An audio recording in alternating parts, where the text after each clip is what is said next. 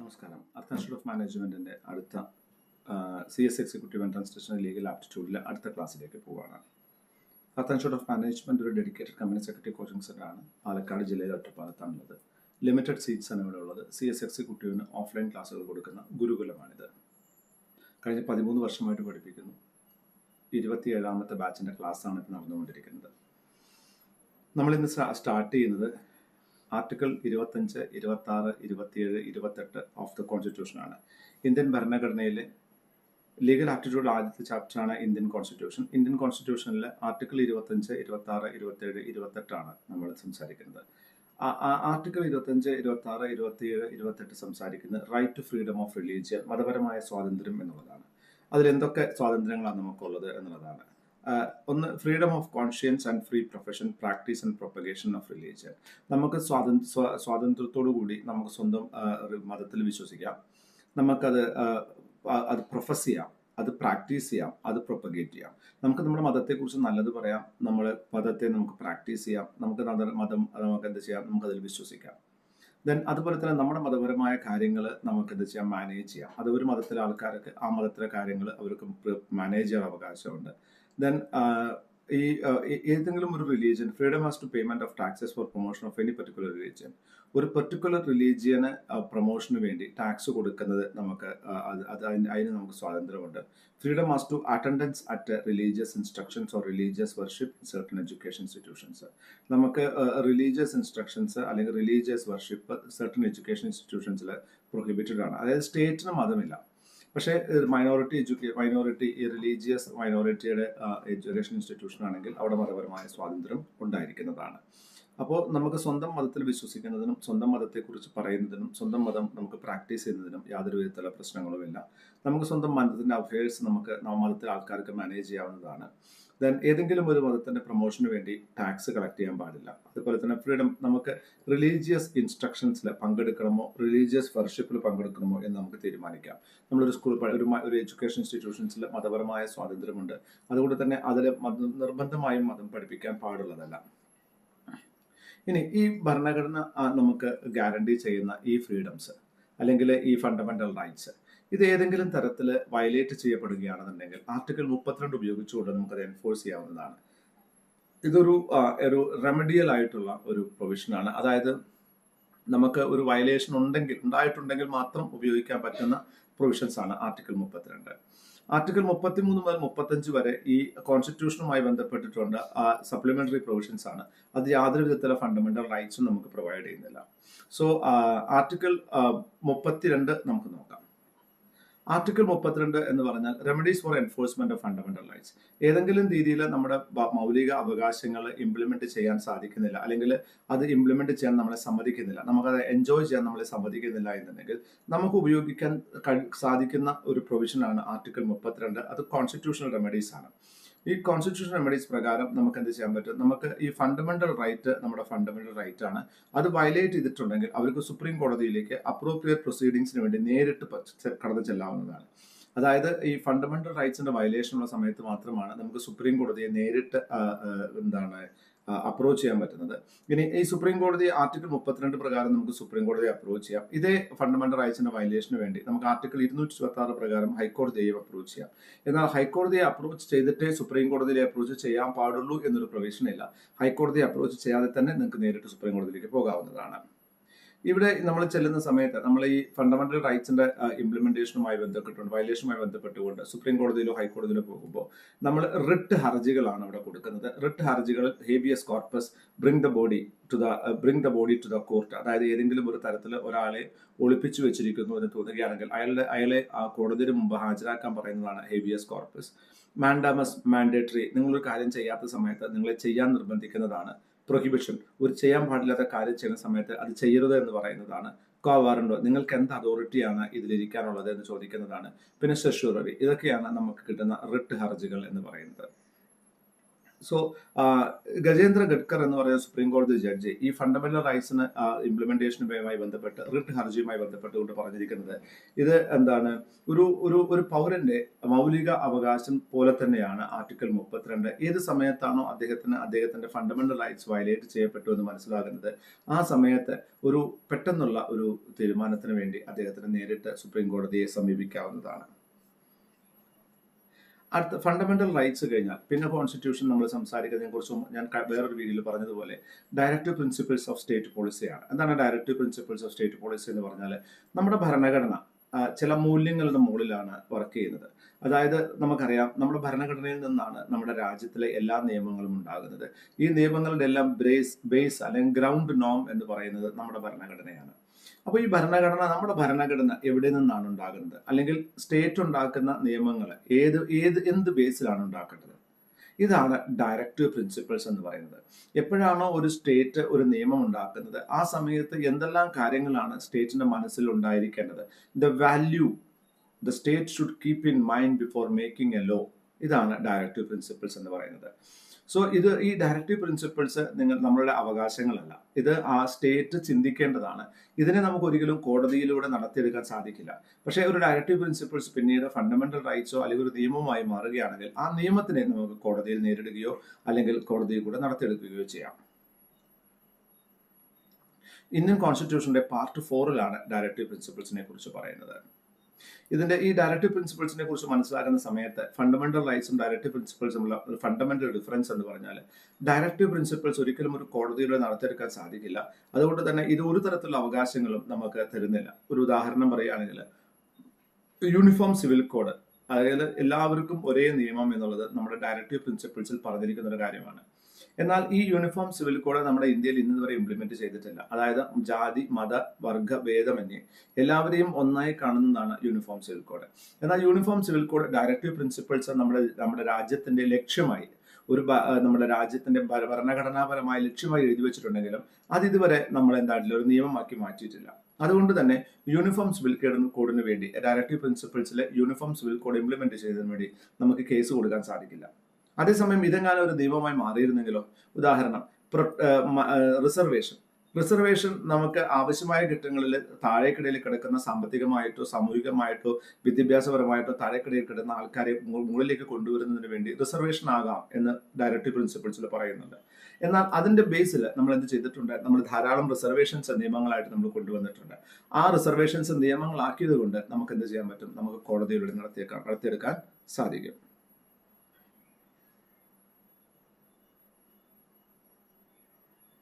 So it's very clear that actually ഒരു directive പ്രിൻസിപ്പിൾസിൽ പറഞ്ഞിരിക്കുന്ന കാര്യം, ഒരു സ്റ്റേറ്റ് എന്താണ് ഒരു നിയമമാക്കി മാറ്റി അത് നടത്തിയെടുക്കാനുള്ള ശ്രമം ഉണ്ടായാൽ മാത്രമേ അതെന്താവുന്നുള്ളൂ, നിയമമായിട്ട് മാറുന്നുള്ളൂ. നിങ്ങൾക്ക് ഒരു അവകാശവും ഡയറക്റ്റീവ് പ്രിൻസിപ്പിൾസ് തരുന്നില്ല. നിങ്ങളിൽ നിന്നുള്ള ഒരു അധികാരവും ഡയറക്റ്റീവ് പ്രിൻസിപ്പിൾസ് ആക്സിറ്റീസ് എടുത്തു കൊണ്ടുപോകുന്നുമില്ല. അത് നിയമമല്ല, ഇതൊരു വാല്യൂ മാത്രമാണ്. അതുകൊണ്ട് തന്നെ അത് യാതൊരു വിധത്തിലും നിങ്ങൾക്ക് പുതിയ അവകാശങ്ങൾ തരികയോ ഉള്ളത് എടുത്തു കളയുകയോ ചെയ്യുന്നില്ല. ഇനി ഒരു കോടതിക്കും ഏതെങ്കിലും ഒരു നിയമം ഡയറക്റ്റീവ് പ്രിൻസിപ്പിൾസിന് വയലേറ്റ് ആയി എന്നുള്ളത് കൊണ്ട് മാത്രം അതെന്ത് ചെയ്യാൻ പറ്റത്തില്ല, ഒരു കോടതിക്ക് ഒരു നിയമം വോയിഡ് ആണ് എന്ന് പറയാൻ പറ്റത്തില്ല. ഒരു ഉദാഹരണം പറയുകയാണെങ്കിൽ, ഇപ്പോൾ ഏതെങ്കിലും ഒരു നിയമമുണ്ട്, ആ നിയമം ഡയറക്റ്റീവ് പ്രിൻസിപ്പിൾസിന് വയലേറ്റ് ചെയ്യുന്ന ഒരു നിയമമാണ് എന്ന് തന്നെ വിചാരിക്കുക. അതിന്റെ പേരിൽ ആ നിയമം ഇൻവാലിഡ് ആണെന്ന് പറയാൻ പറ്റില്ല. കാരണം ഡയറക്റ്റീവ് പ്രിൻസിപ്പിൾസ് കോടതിയിലൂടെ നടത്തിയെടുക്കാൻ സാധിക്കുന്നതല്ല. ഇനിവേ ഇത്രയൊക്കെ പറയുവാണെങ്കിലും ഈ ഡയറക്റ്റീവ് പ്രിൻസിപ്പിൾസ് ഇംപ്ലിമെന്റ് ചെയ്യേണ്ടത് നമ്മുടെ ഭരണഘടനയുടെ ഉത്തരവാദിത്തമാണ്. ഇത് നമ്മൾ എങ്ങനെയാണ് ചെയ്യുക, ഇതുവഴി നമ്മൾ എങ്ങനെ ചെയ്യുന്നു, ഭരണഘടനയിലെ ചില പ്രൊവിഷൻസ്, നമ്മൾ ഡയറക്റ്റീവ് പ്രിൻസിപ്പിൾസ് പ്രൊവിഷൻസ് പിന്നീട് ആവശ്യമായ ഘട്ടങ്ങളിൽ പ്രത്യേക സാഹചര്യങ്ങളിൽ നിയമമാക്കി മാറ്റിക്കൊണ്ടാണ് അത് ഇംപ്ലിമെന്റ് ചെയ്യുന്നത്. ഏതൊക്കെയാണ് ഇമ്പോർട്ടൻ്റ് ആയിട്ടുള്ള ഡയറക്റ്റീവ് പ്രിൻസിപ്പിൾസ് എന്നുള്ളതാണ്. വളരെ ഇമ്പോർട്ടൻ്റ് ആയിട്ടുള്ള ഒന്നാമത് നമ്മൾ പറയുകയാണെങ്കിൽ, state to secure social order for promotion of welfare of the people. ജനങ്ങളുടെ നന്മയ്ക്ക് വേണ്ടി ഒരു സാമൂഹിക ഓർഡർ, നമ്മൾ സോഷ്യൽ ഓർഡർ കൊണ്ടുവരാൻ സ്റ്റേറ്റിന് ഉത്തരവാദിത്തമുണ്ട് എന്ന് പറയുന്നു. സോ സ്റ്റേറ്റ് എപ്പോഴും എന്താ ചെയ്യേണ്ടത്, പീപ്പിളിന് ജനങ്ങളെ അവരെ സംരക്ഷിക്കണം, അതുപോലെ അവരെ പ്രൊട്ടക്ട് ചെയ്യണം. കാരണം അവർക്ക് ഒരു സോഷ്യൽ ഓർഡർ, എല്ലാവരും സമന്മാരായി കാണുന്ന ഒരു സോഷ്യൽ ഓർഡർ കൊണ്ടുവരുന്നതിന് സ്റ്റേറ്റ് ശ്രമിക്കണം. അത് ആ സോഷ്യൽ ഓർഡർ എന്ന് പറഞ്ഞാൽ അല്ലെങ്കിൽ എന്താ പറയുക, സോഷ്യൽ സിസ്റ്റം എന്ന് പറഞ്ഞാൽ എങ്ങനെയായിരിക്കണം, സാമൂഹികമായി, സാമ്പത്തികമായി, നിയമപരമായി, രാഷ്ട്രീയപരമായി എല്ലാവരും അവർ സമന്മാരാണെന്നും അവർക്ക് യാതൊരു വിധത്തിലുള്ള ഡിസ്ക്രിമിനേഷനും ഉണ്ടാകുന്നില്ല എന്ന് ഉറപ്പുവരുത്താനും സ്റ്റേറ്റ് ശ്രമിക്കണം. certain principles of policy to be followed by the state. എന്തൊക്കെ പോളിസികളാണ് ഒരു സ്റ്റേറ്റ് ഫോളോ ചെയ്യേണ്ടത് എന്നും ഡയറക്റ്റീവ് പ്രിൻസിപ്പിൾസിൽ പറയുന്നുണ്ട്. ലിംഗഭേദമന്യേ എല്ലാവരെയും സമന്മാരായി കാണുക. There should not be any discrimination based on gender. Then രാജ്യത്തിന്റെ എന്താണ് മെറ്റീരിയൽ റിസോഴ്സസ് എല്ലാവരുടെയും ഉപയോഗത്തിന് വേണ്ടി ഉപയോഗിക്കുക. To ensure that the material resources of our country is used for the common benefit of the people. നമ്മുടെ ജനങ്ങളുടെ എല്ലാവരുടെയും പൊതു നന്മയ്ക്ക് വേണ്ടി രാജ്യത്തിന്റെ മെറ്റീരിയൽസ് പ്രോപ്പറായിട്ട് ഉപയോഗിക്കുമെന്ന് ഉറപ്പുവരുത്തുക. ദെൻ നമ്മുടെ ഇക്കണോമിക് സിസ്റ്റം വെൽത്ത് കോൺസെൻട്രേഷൻ ഉണ്ടാക്കുന്നില്ല എന്ന് ഉറപ്പുവരുത്തുക. കുറച്ച് ആൾക്കാരിൽ മാത്രം സമ്പത്ത് ഒതുങ്ങി നിൽക്കുകയും ജനങ്ങൾക്ക് രണ്ട് തരം കാറ്റഗറി ആൾക്ക് പണക്കാരെന്നും പാവപ്പെട്ടെന്ന തരത്തിലുള്ള ആൾക്കാർ ക്രിയേറ്റ് ചെയ്യപ്പെടുന്നില്ല എന്നും ഉറപ്പുവരുത്തുക. ഒരേ ജോലിക്ക് ഒരേ ശമ്പളം അത് ലിംഗഭേദമന്യേ കൊടുക്കുന്നു എന്ന് ഉറപ്പുവരുത്തുക. അതായത് there should not be any discrimination based on gender for equal pay and equal work. Then the health and strength of the workers and children is not abused. നമ്മുടെ ജോലിക്കാരുടെയും കുട്ടികളുടെയും ഹെൽത്തും സ്ട്രെങ്ത്തും അബ്യൂസ് ചെയ്യുന്നില്ല എന്നും ഹ്യൂമൻ ട്രാഫിക് ഉണ്ടാകുന്നില്ല എന്നും അവരുടെ സാമ്പത്തികമായ ആവശ്യങ്ങൾ കൊണ്ട് ഈ കുട്ടികളൊന്നും അവരുടെ വിദ്യാഭ്യാസം മുടക്കി ജോലി ചെയ്യുന്നില്ല എന്നും ഉറപ്പുവരുത്തുക. The state shall secure that the operation of legal system promotes justice on the basis of equal opportunity. State എന്ത് എൻഷുർ ചെയ്യണം? നമ്മുടെ നാട്ടിലെ നമ്മുടെ നീതി വ്യവസ്ഥ എല്ലാവർക്കും ഈക്വൽ ഓപ്പർച്യൂണിറ്റി കൊടുക്കുന്നതിനും അതുപോലെ തന്നെ എല്ലാവർക്കും ആവശ്യമായവർക്ക് ഫ്രീ ലീഗൽ എയ്ഡ് കൊടുക്കുന്നത് ഉറപ്പുവരുത്തുക. അതുപോലെ ആവശ്യമായ നിയമങ്ങൾ, അതായത് എല്ലാവർക്കും നീതി ഉറപ്പാക്കുന്ന നിയമങ്ങൾ നമ്മുടെ രാജ്യത്തുണ്ട് എന്ന് ഉറപ്പുവരുത്തേണ്ടത് സ്റ്റേറ്റിന്റെ ഒരു ഒബ്ജക്റ്റീവാണ്.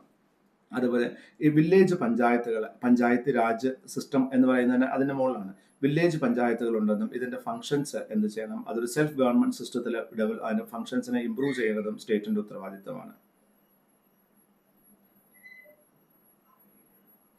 സ്റ്റേറ്റിന്റെ സാമ്പത്തിക നിലയുടെ ഉള്ളിൽ നിന്നുകൊണ്ട് സ്റ്റേറ്റ് എന്ത് ചെയ്യണം? ആൾക്കാർക്ക് എല്ലാവർക്കും ജോലി കൊടുക്കുന്നതിന് വേണ്ടിയും ഫ്രീ എഡ്യൂക്കേഷൻ കൊടുക്കുന്നതിന് വേണ്ടിയിട്ടും അതുപോലെ തന്നെ അൺഎംപ്ലോയ്മെന്റ് ഉണ്ടാവുകയാണ്, ഓൾഡ് ഏജ് ഉണ്ടാവുകയാണ് എങ്കിൽ അവർക്ക് സാമ്പത്തിക സഹായം കൊടുക്കുന്നതിന് വേണ്ടിയും സ്റ്റേറ്റ് ശ്രമിക്കേണ്ടതാണ്. ഇതൊന്നും നിങ്ങളുടെ ഫണ്ടമെന്റൽ റൈറ്റ് അല്ല എന്ന് നിങ്ങൾ മനസ്സിലാക്കണം.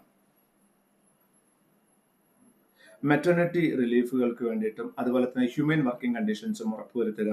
സ്റ്റേറ്റ് അതുപോലെ എന്താ ചെയ്യേണ്ടത്? ലിവിങ് വേജ്, അതായത് ഒരാൾക്ക് എന്തെങ്കിലും ശമ്പളം കൊടുത്താൽ പോരാ, അയാൾക്ക് ജീവിക്കാനുള്ള ശമ്പളം, ലിവിങ് വേജ് എന്നുള്ള കൺസെപ്റ്റ് ഇംപ്ലിമെന്റ് ചെയ്യാൻ ശ്രമിക്കണം.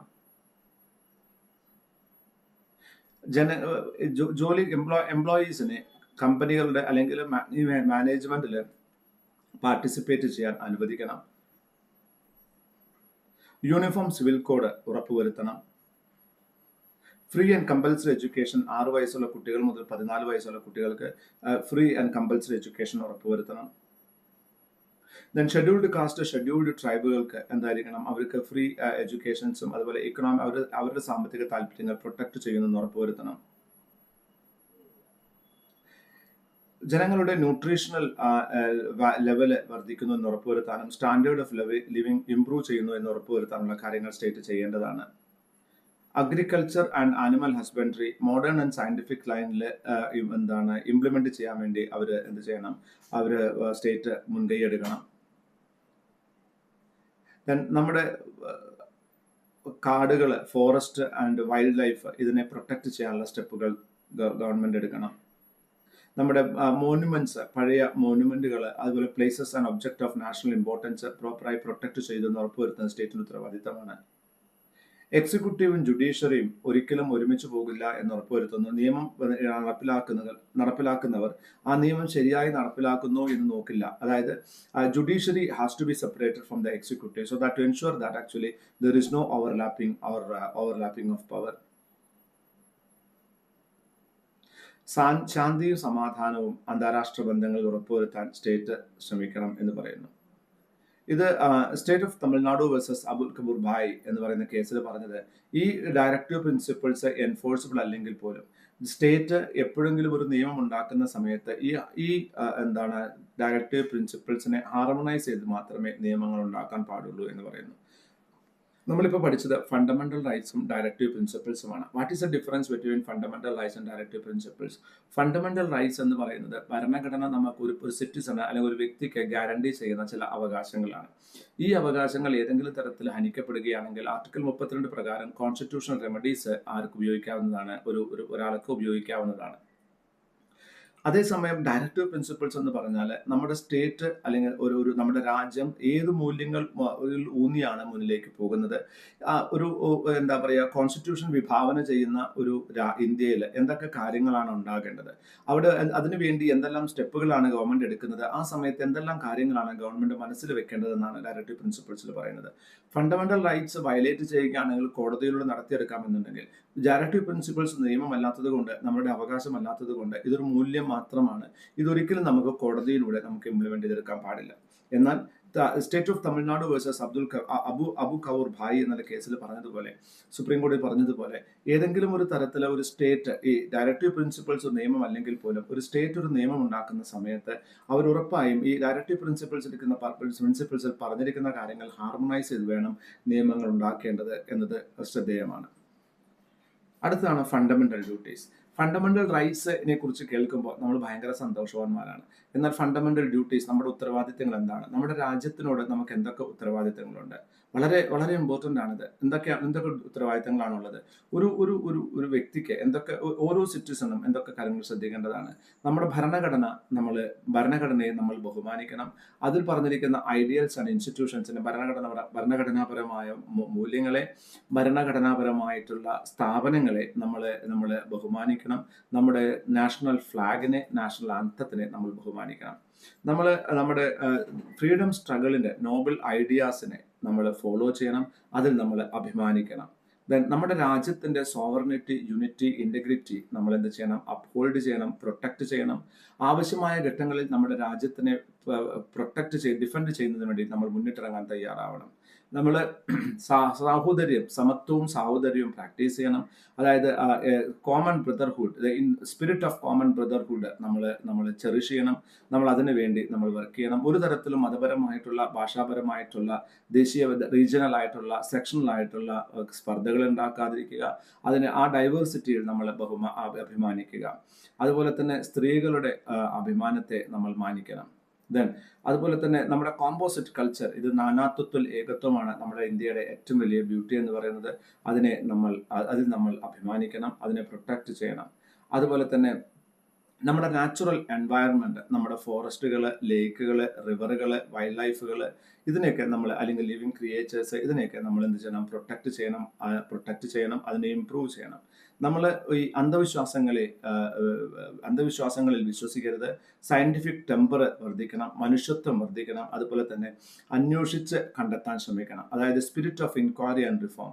അതായത് അന്ധമായി ഒരു കാര്യത്തെ വിശ്വസിക്കാതിരിക്കുക, അതിന്റെ സയന്റിഫിക് ആയിട്ടുള്ള ടെമ്പർ മനസ്സിലാക്കിക്കൊണ്ട് അതിൽ ഇതിങ്ങനെ ഉണ്ടാകാൻ സാധ്യതയുണ്ടോ എന്നൊരു ചിന്താഗതി വളർത്തുകയും അതുവഴി നമ്മുടെ രാജ്യത്തിന് മുന്നിലേക്ക് കൊണ്ടുപോവുകയും ചെയ്യുക. ദെൻ പബ്ലിക് പ്രോപ്പർട്ടി നമ്മൾ സേഫ് ഗാർഡ് ചെയ്യുക. ദെൻ വയലൻസ് നമ്മൾ ഒരിക്കലും അനുവദിക്കാൻ പാടില്ല. To strive towards excellence in areas of individual and collective activity. വ്യക്തിപരമായിട്ടും സാമൂഹികമായിട്ടും കളക്റ്റീവ് ആക്ടിവിറ്റിയെ പ്രൊമോട്ട് ചെയ്യുക. അതുവഴി നമ്മുടെ രാജ്യത്തിന്റെ വളർച്ച മുന്നിലേക്ക് കൊണ്ടുപോവുക. Then who is a parent and guardian to provide for education to his child, or as the case may be, ward between the age of 6 to 14 years. 6 മുതൽ 14 വയസ്സ് വരെയുള്ള കുട്ടികൾക്ക് നിർബന്ധമായും വിദ്യാഭ്യാസം ഉറപ്പുവരുത്തുക. ഇതൊക്കെ നമ്മുടെ ഫണ്ടമെന്റൽ ഡ്യൂട്ടീസ് ആണ്. ഇതും ഒരു ഡയറക്റ്റീവ് പ്രിൻസിപ്പിൾസ് പോലെ തന്നെയാണ്. Suryanarayan versus union of India കേസിൽ പറഞ്ഞതുപോലെ ഫണ്ടമെന്റൽ ഡ്യൂട്ടീസ് ഇംപ്ലിമെന്റ് ചെയ്യുന്നതിന് വേണ്ടി നമുക്ക് ഒരിക്കലും എന്ത് ചെയ്യാൻ പറ്റത്തില്ല, നമുക്ക് കോടതിയിലേക്ക് പോകാൻ പറ്റത്തില്ല. അപ്പോൾ fundamental duties, directive principles and ഈ fundamental rights, directive principles, fundamental duties, അതിൽ ഫണ്ടമെന്റൽ റൈറ്റ്സ് മാത്രമാണ് നമുക്ക് കോടതിയിലൂടെ നടത്തിയെടുക്കാൻ സാധിക്കുന്നത്. ഇനി നമുക്ക് ഒരു സിറ്റിസൺഷിപ്പ് എന്ന ടോപ്പിക്കിലേക്ക് പോകാം. എന്താണ് സിറ്റിസൺഷിപ്പ് എന്ന് പറഞ്ഞാൽ? ഓരോ രാജ്യത്തിനും പൗരത്വമുണ്ട്, അല്ലെ? നമ്മുടെ രാജ്യത്തിലെ പൗരനെ നമ്മൾ ഇന്ത്യൻ സിറ്റിസൺ എന്ന് പറയുന്നു, ഇന്ത്യൻ പൗരൻ എന്ന് പറയുന്നു. അമേരിക്കൻ പൗരൻ എന്ന് പറയുന്നു, അല്ലെ? ഇംഗ്ലീഷ് പൗരൻ എന്ന് പറയുന്നു. അപ്പോൾ നമ്മുടെ രാജ്യത്തിലെ സിറ്റിസൺഷിപ്പ് എന്താണ്, നമുക്ക് അതിന്റെ ബ്യൂട്ടി എന്താണ്? ഉദാഹരണം, ചില രാജ്യങ്ങളിലെ ആൾക്കാർക്ക് ഒന്നിലധികം രാജ്യങ്ങളിലെ സിറ്റിസൺഷിപ്പ് ആകാം. പക്ഷെ നമ്മുടെ രാജ്യത്തിലെ ഒരു സിംഗിൾ രാജ്യത്ത് മാത്രമേ നമുക്ക് സിറ്റിസൺഷിപ്പ് ആകാൻ പറ്റത്തുള്ളൂ. നിങ്ങൾക്ക് ഒന്നുകിൽ ഇന്ത്യൻ സിറ്റിസൺ ആകാം, അല്ലെങ്കിൽ വേറൊരു രാജ്യ സിറ്റിസൺ ആകാം. ഒരു സമയത്ത് രണ്ട് രാജ്യത്തിലെ സിറ്റിസൺ ആകാൻ ഒരു ഇന്ത്യൻ സിറ്റിസന് സാധിക്കില്ല. സോ എന്താണ് സിറ്റിസൺഷിപ്പ് എന്ന് പറയുന്നത്? സിറ്റിസൺഷിപ്പ് എന്ന് പറഞ്ഞാൽ ഒരു രാജ്യത്തിലെ പൗരൻ എന്നുള്ളത് ആ ഒരു മോഡേൺ ലൈഫിൽ അല്ലെങ്കിൽ മോഡേൺ പൊളിറ്റിക്സിൽ വളരെ ഇമ്പോർട്ടൻ്റ് ആയിട്ടുള്ള ഒരു ആസ്പെക്റ്റ് ആണ്. ഒരു വെൽഫെയർ സ്റ്റേറ്റിന്റെ ബെനിഫിറ്റ് കിട്ടാൻ, ഓൾറൗണ്ട് ഇന്റഗ്രേഷൻ ഉണ്ടാകാൻ വേണ്ടിയിട്ട് സിറ്റിസൺഷിപ്പ് ആവശ്യമാണ്. ഒരു സിറ്റിസൺ അല്ലാത്ത ആൾക്കാർക്ക് ചില ഗ്യാരണ്ടികൾ കൊടുക്കാൻ ആ സ്റ്റേറ്റ് തയ്യാറാവില്ല, ചില സർവീസുകൾ കൊടുക്കാൻ തയ്യാറാവില്ല. സോ ആർട്ടിക്കിൾ 5 മുതൽ 9 വരെയുള്ള ആർട്ടിക്കിൾസ് കോൺസ്റ്റിറ്റ്യൂഷൻ പറയുന്നത് ആരാണ് ഇന്ത്യൻ സിറ്റിസൺ എന്നുള്ളതാണ്. അതിൽ ക്ലിയർ ആയിട്ട് 5 മുതൽ 9 വരെയുള്ള നോക്കുകയാണെന്നുണ്ടെങ്കിൽ, who are Indian citizen at the commencement of the constitution. ഇന്ത്യൻ ഭരണഘടന നിലവിൽ വരുന്ന സമയത്ത് ആരൊക്കെ ഇന്ത്യയിലുണ്ടായ ഇന്ത്യൻ സിറ്റിസൺസ് ആയിരുന്നു, അവരെല്ലാം ഇന്ത്യൻ സിറ്റിസൺസ് ആണ്. ആർട്ടിക്കിൾ 10 പറയുന്നത് അവരെ ഇന്ത്യൻ സിറ്റിസൺ ആയിട്ട് കണ്ടിന്യൂ ചെയ്യാൻ സമ്മതിക്കും. ആർട്ടിക്കിൾ 11 പറയുന്നത് ഈ ഇന്ത്യൻ സിറ്റിസൺഷിപ്പുമായി ബന്ധപ്പെട്ടുള്ള പ്രൊവിഷൻസ് റെഗുലേറ്റ് ചെയ്യാൻ പാർലമെന്റിന് അധികാരമുണ്ടെന്ന് പറയുന്നു. Article 11 expressly left acquisition and termination of citizenship and all other matters relating to the parliament by way of legislation.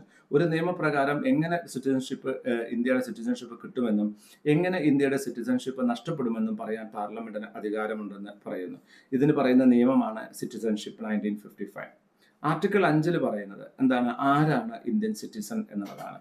ആരാണോ ഇന്ത്യൻ ടെറിട്ടറിയിൽ ജനിച്ച ആള്, അല്ലെങ്കിൽ ആരുടെ പാരൻസ് ആണോ ഇന്ത്യൻ ടെറിട്ടറിയിൽ ജനിച്ച ആള്, who has been ordinarily resident in the territory of India, അവര് കഴിഞ്ഞ 5 വർഷമായിട്ട് തുടർച്ചയായിട്ട് ഇന്ത്യൻ ടെറിട്ടറിയിൽ താമസിക്കുന്നു. അതായത് ഈ കോൺസ്റ്റിറ്റ്യൂഷൻ നിലവിൽ വരുന്നതിന്റെ 5 വർഷം മുമ്പ് എന്താണ്, for the not less than 5 years immediately presiding, കഴിഞ്ഞ 5 വർഷമെങ്കിലും തുടർച്ചയായിട്ട് അവർ ഇന്ത്യയിൽ താമസിച്ചിട്ടുണ്ടെങ്കിൽ അവരെന്താണ്, ഇന്ത്യൻ സിറ്റിസൺ ആണ്. ആർട്ടിക്കിൾ 5 പറയുന്നത് ഇന്ത്യൻ കോൺസ്റ്റിറ്റ്യൂഷൻ നിലവിൽ വരുന്ന സമയത്ത് ആരാണോ every person who has domicile in the territory of India and who was born in the territory of India, ആരാണോ ഇന്ത്യയിൽ ഉണ്ടായിരുന്നത്, ആരാണോ ഇന്ത്യയിൽ ജനിച്ചത്, അല്ലെങ്കിൽ അവരുടെ പേരൻസ് ഇന്ത്യയിൽ ജനിച്ചവരാണെന്നുണ്ടെങ്കിൽ, അതല്ലെങ്കിൽ ഇന്ത്യൻ ഭരണഘടന നിലവിൽ വരുന്നതിന്റെ 5 വർഷം മുമ്പ് വരെയെങ്കിൽ 5 വർഷത്തിനുള്ളിലെങ്കിലും നമ്മൾ ഇന്ത്യയിൽ റെസിഡന്റ് ആയിരുന്ന ഒരാളെ ഇന്ത്യൻ സിറ്റിസൺ ആയിട്ട് കണക്കാക്കാമെന്ന് പറയുന്നു. സോ ഇതിൽ എന്തെങ്കിലും മാറ്റങ്ങൾ വരുത്തണമെന്നുണ്ടെങ്കിൽ ആരാണ് തീരുമാനിക്കുക? സെൻട്രൽ ഗവൺമെന്റ് ആണ് തീരുമാനിക്കുന്നത്. അപ്പൊ ആരാണ് ഇന്ത്യൻ സിറ്റിസൺ? ഇന്ത്യൻ സിറ്റിസൺ എന്ന് പറഞ്ഞാൽ ഹു ഹാസ് ഹിസ് ഡൊമിസൈൽ, താമസം, in the territory of India, who has born in India, അയാൾ ഇന്ത്യയിൽ താമസിച്ചിരുന്നു, അയാൾ ഇന്ത്യയിൽ ജനിച്ചതാണ്, അല്ലെങ്കിൽ അയാളുടെ പാരൻസ് ഇന്ത്യയിൽ ജനിച്ചതാണ്, അതല്ലെങ്കിൽ ഇന്ത്യൻ ഭരണഘടന നിലവിൽ വരുന്ന ദിവസത്തിന്റെ 5 വർഷത്തിനുള്ളിലെങ്കിലും, തൊട്ടു മുമ്പുള്ള 5 വർഷത്തിനുള്ളിലെങ്കിലും അവർ ഇന്ത്യയിൽ റെസിഡന്റ് ആയിരുന്ന ഒരാളായിരുന്നെങ്കിൽ അവര് നമുക്ക് എന്ത് പറയാം? ഇന്ത്യൻ സിറ്റിസൺ എന്ന് പറയാം. സിറ്റിസൺഷിപ്പ് കഴിയുമ്പോൾ നമ്മൾ മുമ്പിലേക്ക് പോകുമ്പോൾ നമ്മൾ കാണുന്ന ടോപ്പിക്കാണ് പാർലമെന്റ് എന്നുള്ള ടോപ്പിക്ക്. എന്താണ് പാർലമെന്റ് എന്ന് പറഞ്ഞാൽ? പാർലമെന്റ് എന്ന് പറഞ്ഞാൽ നമ്മുടെ യൂണിയൻ ഗവൺമെന്റിന്റെ സെൻട്രൽ ഗവൺമെന്റിനെയാണ് നമ്മൾ എന്ത് പറയുന്നത്? പാർലമെന്റ് എന്ന് പറയുന്നത്. നമ്മുടെ യൂണിയന്റെ ഗവൺമെന്റ് ആണ് പാർലമെന്റ് എന്ന് പറയുന്നത്. ഇതിൽ ഏറ്റവും ടോപ്പിലുള്ളത് പ്രസിഡന്റ് ആയിരിക്കും. ഈ പാർലമെന്റ് എന്ന് പറഞ്ഞാൽ പ്രസിഡന്റ്, അദ്ദേഹത്തിന്റെ താഴെ 2 ഹൗസസ് ഉണ്ടായിരിക്കും. House of the people and council of state. Upper ഹൗസും ലോവർ ഹൗസും, രാജ്യസഭയും ലോകസഭയും. പ്രസിഡന്റ് ആണ് ശരിക്കും പറഞ്ഞാൽ ഈ നമ്മുടെ കോൺസ്റ്റിറ്റ്യൂഷൻ മെഷീനറിയുടെ ഏറ്റവും മുകളിലിരിക്കുന്ന ആള്. ആരാണ്? ഇന്ത്യൻ പ്രസിഡന്റ് ആണ്. ഇന്ത്യൻ പ്രസിഡന്റ് ഇപ്പൊ ആരാണ്? ദ്രൗപദി മുർമു ആണ് ഇന്ത്യൻ പ്രസിഡന്റ്, അല്ലെ? ഒരു ആദിവാസിയായി ജനിച്ചിട്ടുള്ള ട്രൈബൽ വിമൻ ആയിട്ടുള്ള, നമ്മൾ ഭയങ്കര അഭിമാനിക്കേണ്ടതാണ്. അത് കാരണം ഒരു ട്രൈബൽ ആയിട്ടുള്ള ഒരു ലേഡി ആരാണ്? നമ്മുടെ പ്രസിഡന്റ് ആണ് Draupadi Murmu. The president shall be elected by the members of electoral college consisting of elected members of both houses of parliament. Upper ഹൗസിലെയും ലോവർ ഹൗസിലെയും മെമ്പേഴ്സും അതുപോലെ തന്നെ ഒരു ലെജിസ്ലേച്ചറിന്റെ, അതായത് സ്റ്റേറ്റ് ലെജിസ്ലേച്ചറിന്റെ മെമ്പേഴ്സും ചേർന്നിട്ടാണ് പ്രസിഡന്റിനെ തിരഞ്ഞെടുക്കുന്നത്. അപ്പോൾ പാർലമെന്റിലെ, അതായത് upper house, lower house, Rajya Sabha, Lok Sabha, നിയമസഭ, ഇതിന്റെ മെമ്പേഴ്സ് അവർക്കുള്ള റെസ്പെക്റ്റീവ് വോട്ടിംഗ് മെക്കാനിസം വഴിയാണ് എന്ത് ചെയ്യുന്നത്? പ്രസിഡന്റിനെ തിരഞ്ഞെടുക്കുന്നത്. ഒരു ആർട്ടിക്കിൾ, ഈ സെക്ഷൻ എന്ന് പറയാനുള്ള കാരണം എന്ന് വെച്ചാൽ ഈ കമ്പനീസ് ആക്ടും മറ്റുള്ള പ്രൊവിഷൻസും പഠിപ്പിച്ച് നമുക്കൊരു ആക്ടിൽ സെക്ഷൻ ഉണ്ടാവും, അതിന് പറഞ്ഞു പോകുന്നതാണ് കേട്ടോ. ആർട്ടിക്കിൾ 53 എന്ന് പറയുന്നത് എന്താണ്? Powers of the president. പ്രസിഡന്റിന് എന്തെല്ലാം പവേഴ്സ് ഉണ്ട് എന്ന് ആർട്ടിക്കിൾ 53 പറയുന്നു. ഒരു ആർട്ടിക്കിൾ 53 പറയുന്നത് executive powers of the union. ഒരു യൂണിയന്റെ എക്സിക്യൂട്ടീവ് പവേഴ്സ് പ്രസിഡന്റിന്റെ കയ്യിലാണ്. അതായത് ഒരു രാജ്യത്തിലെ നിയമങ്ങൾ ഇംപ്ലിമെന്റ് ചെയ്യാനുള്ള അവസാന വാക്ക് എന്ന് പറയുന്നത് ആരാണ്? പ്രസിഡന്റ് ഓഫ് ഇന്ത്യ ആണ്. പ്രസിഡന്റ് ഓഫ് ഇന്ത്യ ആണ് എക്സിക്യൂട്ടീവ് പവറിന്റെ ഹെഡ് എന്ന് പറയുന്നത്. ദ എക്സിക്യൂട്ടീവ് പവർ എന്ന് പറഞ്ഞാൽ എന്താണ്? ഈ ഗവൺമെന്റിന്റെ ബിസിനസ്, ഗവൺമെന്റ് എന്ത് കാര്യമാണോ ചെയ്യുന്നത് ആ കാര്യങ്ങൾ ചെയ്യാനുള്ള അധികാരത്തിനെയാണ് എക്സിക്യൂട്ടീവ് പവർ എന്ന് പറയുന്നത്. അല്ലെങ്കിൽ ഒരു ഗവൺമെന്റിന്റെ കാര്യങ്ങൾ, അഡ്മിനിസ്ട്രേറ്റീവ് ആയിട്ടുള്ള കാര്യങ്ങൾ ചെയ്യാനുള്ള അധികാരത്തിനാണ് എക്സിക്യൂട്ടീവ് പവർ എന്ന് പറയുന്നത്. അതിന്റെ ഫൈനൽ വാക്ക് എന്ന് പറയുന്നത് പ്രസിഡന്റ് ഓഫ് ഇന്ത്യയാണ്. സോ പ്രസിഡന്റ് ഓഫ് ഇന്ത്യയാണ്. ധാരാളം അധികാരങ്ങൾ പ്രസിഡന്റ് ഓഫ് ഇന്ത്യക്കുണ്ട്. നമുക്ക് ചില അധികാരങ്ങൾ നമുക്ക് നോക്കാം. പ്രസിഡന്റ് ഓഫ് ഇന്ത്യക്ക് അഡ്മിനിസ്ട്രേറ്റീവ് പവർ ഉണ്ട്. ഏതൊക്കെ നിയമങ്ങളാണോ ഇന്ത്യയിലുള്ളത് ആ നിയമങ്ങളെ പ്രോപ്പറായിട്ട് ഇംപ്ലിമെന്റ് ചെയ്യാൻ, അതായത് എക്സിക്യൂഷൻ ഓഫ് ദ ലോ, നിയമങ്ങൾ ഇംപ്ലിമെന്റ് ചെയ്യാൻ, അഡ്മിനിസ്ട്രേഷൻ ഓഫ് ഡിപ്പാർട്ട്മെന്റ്, എല്ലാ ഡിപ്പാർട്ട്മെന്റുകളും ശരിക്കും വർക്ക് ചെയ്യുന്നു എന്ന് ഉറപ്പുവരുത്താൻ ഇതിനൊക്കെ ആരാണ് ഉത്തരവാദി? പ്രസിഡന്റ് ആണ് ഉത്തരവാദി. ദെൻ മിലിറ്ററി പവർ ഉണ്ട്. അത് ഈ ടോട്ടൽ നമ്മുടെ എയർഫോഴ്സ് ആവട്ടെ, നേവി ആകട്ടെ, അല്ലെങ്കിൽ ആർമി ആകട്ടെ, ഇതിന്റെയൊക്കെ കമാൻഡർ എന്ന് പറയുന്ന ആരാണ്? ഇന്ത്യൻ പ്രസിഡന്റ് ആണ്. ദെൻ ലെജിസ്ലേറ്റീവ് പവർ, ആവശ്യമായ സമയങ്ങളിൽ നിയമങ്ങൾ ഉണ്ടാക്കുന്നതിനും പാർലമെന്റ് ഉണ്ടാക്കിയ നിയമങ്ങൾ ചെക്ക് ചെയ്യുന്നതിനും ഒക്കെ അധികാരം ആർക്കുണ്ട്? ഈ പ്രസിഡന്റിനുണ്ട്. അപ്പൊ ലെജിസ്ലേറ്റീവ് പവർ ഉണ്ട്. ജുഡീഷ്യൽ പവർ, ആവശ്യമായ ഘട്ടങ്ങളിൽ സുപ്രീം കോടതി അടക്കം തള്ളിയ കേസുകളിൽ പാർഡൺ ചെയ്യുന്നതിന്, അതിന് ശിക്ഷ കുറച്ചു കൊടുക്കുന്നതിന് ഒക്കെ അവകാശം ആർക്കുണ്ട്?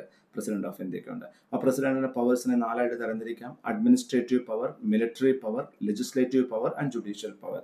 സോ ഈ പവേഴ്സ് ആണ് ഇന്ത്യൻ പ്രസിഡന്റിന്റെ കയ്യിലുള്ളത്. ഇന്ത്യൻ പ്രസിഡന്റിന്റെ കയ്യിലെ പവറിലെ ഏറ്റവും ഇമ്പോർട്ടൻറ്റ് പവർ എന്ന് പറയുന്നത് ഓർഡിനൻസ് മേക്കിംഗ് പവർ ആണ്. Ordinance making power to promulgate ordinance എന്നുള്ളതാണ്. എപ്പോഴാണോ പാർലമെന്റിന്റെ 2 ഹൗസുകളും, ഏതാ 2 ഹൗസ്? അപ്പർ ഹൗസും ലോവർ ഹൗസും നിലവിലില്ലാത്തത്, അല്ലെങ്കിൽ കൂടാത്ത സമയം, അവർ ആക്റ്റീവായിട്ട് വർക്ക് ചെയ്യാത്ത സമയം, നമ്മൾ ലീവിലൊക്കെ പോയ സമയം, അല്ലെങ്കിൽ ഏതെങ്കിലും ഒരു ഹൗസ് വർക്ക് ചെയ്യുന്നു, ഒരു ഹൗസ് വർക്ക് ചെയ്യുന്നില്ല, അങ്ങനത്തെ സമയത്ത് അത്യാവശ്യ ഘട്ടങ്ങളിൽ ഒരു നിയമം ഉണ്ടാക്കണം എന്ന് തോന്നുകയാണെങ്കിൽ ആ നിയമം നമുക്ക് എന്ത് ചെയ്യാം? നമ്മുടെ പ്രസിഡന്റിന് ഒരു ഓർഡിനൻസ് ആയിട്ട് പ്രഖ്യാപിക്കാം. ആ പ്രഖ്യാപിക്കുന്ന ഓർഡിനൻസിന് അതിന് എന്ത് ചെയ്യാം? അതൊരു നിയമമായിട്ട് കണക്കാക്കപ്പെടും. അത് പാർലമെന്റ് കൂടിയിട്ട് ഒരു പർട്ടിക്കുലർ സമയത്തിനുള്ളിൽ പാർലമെന്റ് അംഗീകരിച്ചിട്ടില്ലെങ്കിൽ ആ നിയമം ഇല്ലാതെയാകുന്നു. പാർലമെന്റ് അംഗീകരിച്ചിട്ടുണ്ടെങ്കിൽ അത് പാർലമെന്റ് ഉണ്ടാക്കിയ നിയമമായിട്ട് കണ്ടിന്യൂ ചെയ്യുന്നു. ഏറ്റവും ഇമ്പോർട്ടൻ്റ് ആയിട്ടുള്ള ഒരു അധികാരമാണിത്. ആർട്ടിക്കിൾ 123 ഓർഡിനൻസ് മേക്കിംഗ് പവറിനെ കുറിച്ച് പറയാവുന്നത്. അതായത് ഏതെങ്കിലും ഒരു സമയത്ത് ഒരു പാർലമെന്ററി സിസ്റ്റത്തിന് ഒരു നിയമം ഉണ്ടാക്കാൻ പറ്റാത്ത ഒരു സിറ്റുവേഷനിൽ, ഒരു അത്യാവശ്യ ഘട്ടങ്ങളിൽ നിയമത്തിന്റെ ആവശ്യകത ഉണ്ടെങ്കിൽ ആ നിയമം ഉണ്ടാക്കാനുള്ള പ്രസിഡന്റിന്റെ അധികാരത്തിനെയാണ് ഓർഡിനൻസ് മേക്കിംഗ് പവർ എന്ന് ആർട്ടിക്കിൾ 123 പറയുന്നത്.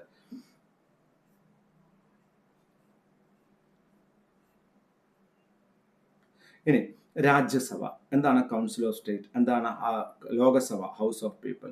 രാജ്യസഭ എന്ന് പറയുന്നത് 12 മെമ്പേഴ്സ് രാജ്യസഭയിലെ എന്ത് അധികാരമാണ് പ്രസിഡന്റിനുള്ളത്? രാജ്യസഭയിലേക്ക് 12 മെമ്പേഴ്സിനെ പ്രസിഡന്റിന് നോമിനേറ്റ് ചെയ്യാം. നമ്മൾ പലപ്പോഴും കണ്ടിട്ടുണ്ടാകും ഈ സച്ചിൻ ടെണ്ടുൽക്കറിനെ പോലെയുള്ള ആൾക്കാർ, ഷബാന ആഷ്മിയെ പോലെയുള്ള ആൾക്കാർ, ഇവരെയൊക്കെ നോമിനേറ്റ് ചെയ്താലാണ് ഇന്ത്യൻ പ്രസിഡന്റ് ആണ്, അല്ലെ? നമ്മൾ PT Usha nominated by Indian president ആണ്.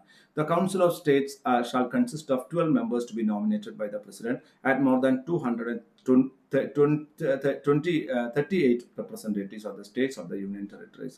അപ്പോൾ ശരിക്കും രാജ്യസഭയിൽ 12 മെമ്പേഴ്സിനെ ആര് കൊണ്ടുവരും? ഇന്ത്യൻ പ്രസിഡന്റ് നോമിനേറ്റ് ചെയ്യും.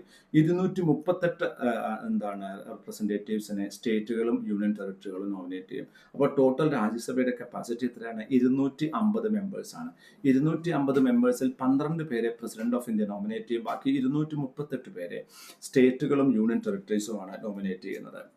Then the allocation of seats in the Council of States to be filled by the representative of the states and of the Union Territories have been accordance with the provisions that we have contained in 4th schedule. Indian ഭരണഘടനയുടെ 4ാം ഷെഡ്യൂളിൽ എങ്ങനെയാണോ പറഞ്ഞിരിക്കുന്നത് അതുമാതിരിയാണ് രാജ്യസഭയിലേക്കുള്ള ആൾക്കാരെ തിരഞ്ഞെടുക്കുന്നത്. ലോകസഭ എന്ന് പറഞ്ഞാൽ representative of the people ആണ്. ജനങ്ങളാണ് ലോകസഭയിലെ മെമ്പറെ തിരഞ്ഞെടുക്കുന്നത്, പാർലമെന്റ് മെമ്പർ തിരഞ്ഞെടുക്കുന്നത്. ഇന്ത്യൻ ഭരണഘടനാ പ്രകാരം 552 പേരാണ് ഇതിന്റെ maximum strength, which is made up by election of up to 530 members represent the state. 552 members ആണ്. അതിൽ 530 മെമ്പേഴ്സിനെ സ്റ്റേറ്റുകളിൽ നിന്ന് ഇലക്ട് ചെയ്ത് തിരഞ്ഞെടുക്കുന്നു.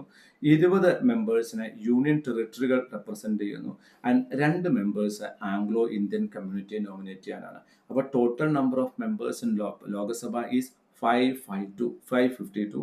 അതിൽ 530 മെമ്പേഴ്സിനെ സ്റ്റേറ്റുകളിൽ നിന്നും, 20 മെമ്പേഴ്സിനെ യൂണിയൻ ടെറിട്ടറികളിൽ നിന്നും, 2 മെമ്പേഴ്സിനെ ആംഗ്ലോ ഇന്ത്യൻ കമ്മ്യൂണിറ്റികളിൽ നിന്നും തിരഞ്ഞെടുക്കുന്നു. Council of ministers. ഈ എന്താണ് ഒരു കൗൺസിൽ ഓഫ് മിനിസ്റ്റേഴ്സ് എന്ന് പറയുന്നത് എന്താണ്? ഒരു പ്രൈം മിനിസ്റ്റർ ആണ് കൗൺസിൽ ഓഫ് പാർലമെന്റിലാണ് ശരിക്കും പാർലമെന്റിന്റെ നേതാവാണ് ആര്? പ്രധാനമന്ത്രി. പ്രധാനമന്ത്രിയാണ് ഹെഡ് കൗൺസിൽ ഓഫ് മിനിസ്റ്റേഴ്സിന്റെ. അപ്പോൾ പ്രധാനമന്ത്രി നേതാവായിട്ടുള്ള പ്രധാനമന്ത്രി ഹെഡ് ആയിട്ടുള്ള led by the prime minister. So there will be a council of ministers and they advise the president who shall in the exercise of functions act in accordance with such advice. Actually ഈ council of ministers ആണ് president of ഇന്ത്യയെ ഏത് രീതിയിലാണ് പ്രവർത്തിക്കേണ്ടത് എന്ന് ഉപദേശിക്കുന്നത്. The prime minister shall be appointed by the president. ഈ prime മിനിസ്റ്ററെ അപ്പോയിന്റ് ചെയ്യുന്നവരാണ് പ്രസിഡന്റ് ആണ്. ആൻഡ് മറ്റുള്ള മിനിസ്റ്റേഴ്സിനെയും അപ്പോയിന്റ് ചെയ്യുന്നത് അങ്ങനെയാണ്. പ്രൈം മിനിസ്റ്ററുടെ അഡ്വൈസോടുകൂടി പ്രസിഡന്റ് ആണ്. അപ്പോൾ കൗൺസിൽ ഓഫ് മിനിസ്റ്റേഴ്സിന്റെ ഉപദേശപ്രകാരമാണ് പ്രസിഡന്റ് പ്രവർത്തിക്കുന്നത്. ആ കൗൺസിൽ ഓഫ് മിനിസ്റ്റേഴ്സിന്റെ ഹെഡാണ് പ്രധാനമന്ത്രി. പ്രധാനമന്ത്രിയെ അപ്പോയിന്റ് ചെയ്യുന്നത് പ്രസിഡന്റ് ആണ്. പ്രധാനമന്ത്രിയുടെ ഉപദേശപ്രകാരം പ്രസിഡന്റ് ആണ് മന്ത്രിമാരെയും അപ്പോയിന്റ് ചെയ്യുന്നത്. And the total number of ministers, including the prime minister and the council of ministers, shall not exceed 15% of the total number of members in the house of people. Parliament മെമ്പേഴ്സിന്റെ എണ്ണം എത്രയാണോ അതിന്റെ 15% കൂടുതലാകാൻ പാടില്ല പ്രധാനമന്ത്രി അടങ്ങിയ council of മിനിസ്റ്റേഴ്സിന്റെ number. അപ്പോൾ 552 നമ്മുടെ ടോട്ടൽ നമ്പർ എങ്കിൽ 552 മെമ്പേഴ്സിന്റെ 15% കൂടാൻ പാടില്ല പ്രധാനമന്ത്രി അടക്കം കൗൺസിൽ ഓഫ് മിനിസ്റ്റേഴ്സിന്റെ എണ്ണം എന്ന് പറയുന്നത്. പ്രസിഡന്റിന് എത്ര കാലം എന്താണ് election ministers shall continue at the pleasure of the president എന്നാണ്. പ്രസിഡന്റിന് വിരോധമില്ലാത്തടത്തോളം കാലം മന്ത്രിമാർക്ക് കണ്ടിന്യൂ ചെയ്യാവുന്നതാണ്. കൗൺസിൽ ഓഫ് മിനിസ്റ്റേഴ്സ് കളക്റ്റീവ്ലി ആ ഹൗസ് ഓഫ് പീപ്പിളിന് ഉത്തരവാദിത്തപ്പെട്ടിരിക്കുന്നു. അവര് ഒരു മിനിസ്റ്റർ അയാൾ ഓഫീസിൽ വരുന്നതിന് മുമ്പ് പ്രസിഡന്റ് അവർക്ക് അവരുടെ സത്യപ്രതിജ്ഞ ചെയ്യിപ്പിക്കും. സത്യപ്രതിജ്ഞ ചെയ്യിപ്പിക്കും. ആ സത്യപ്രതിജ്ഞയിലാണ് അവർ പറയുന്നത് അത് oath of office and secrecy എന്നാണ് സത്യപ്രതിജ്ഞയ്ക്ക് പറയുന്നത്. അവര് നമ്മുടെ രാജ്യ താല്പര്യം മുൻനിർത്തിക്കൊണ്ട് ജനങ്ങളുടെ താല്പര്യം മുൻനിർത്തിക്കൊണ്ട് പ്രവർത്തിക്കുമെന്നുള്ള സത്യപ്രതിജ്ഞ പ്രസിഡന്റിന് മുമ്പിൽ അവരെടുക്കേണ്ടതാണ്. അവരുടെ സാലറിയും അലവൻസും സമയാസമയങ്ങളിൽ പാർലമെന്റ് തീരുമാനിക്കുന്നതാണ്. Total number of ministers including the prime minister എത്രയാകാൻ പാടില്ല? Total number of persons in the house of പീപ്പിളിൽ എത്ര മെമ്പേഴ്സ് ഉണ്ടോ അതിൽ 15% കൂടുതലാകാൻ പാടില്ല. Constitution of legislature in states. ഇനി നമ്മുടെ സ്റ്റേറ്റ് ലെജിസ്ലേച്ചറിനെ കുറിച്ചിട്ടാണ് പറയുന്നത്. ഓരോ സ്റ്റേറ്റിനും ഒരു ലെജിസ്ലേച്ചർ ഉണ്ടായിരിക്കും. അത് എന്താണ് ഹെഡഡ് ബൈ ദ ഗവർണർ ആയിരിക്കും. In the state of Andhra Pradesh, Bihar, Madhya Pradesh, Maharashtra, Telangana, Uttar Pradesh ഇതിന് 2 ഹൗസുകളുണ്ട്. അതായത് നമ്മുടെ പാർലമെന്റിൽ ഉള്ളതുപോലെ തന്നെ അപ്പർ ഹൗസും ലോവർ ഹൗസും ഉള്ള സ്റ്റേറ്റുകളുണ്ട്. 2 ഹൗസുകളുള്ള സ്റ്റേറ്റുകളുണ്ട്. ഏതൊക്കെയാണ്? അതിനെ പറയുന്നതാണ് ലെജിസ്ലേറ്റീവ് കൗൺസിലും ലെജിസ്ലേച്ചറും. ലെജിസ്ലേറ്റീവ് കൗൺസിൽ ഉള്ള സ്റ്റേറ്റുകൾ ഏതൊക്കെയാണ്? 1 ആന്ധ്രാപ്രദേശ്, 2 ബീഹാർ, 3 മധ്യപ്രദേശ്, 4 മഹാരാഷ്ട്ര, 5 കർണാടക, 6 തമിഴ്നാടു, ദെൻ ഉത്തർപ്രദേശ്. അപ്പോൾ ഇത്രയും സ്റ്റേറ്റ്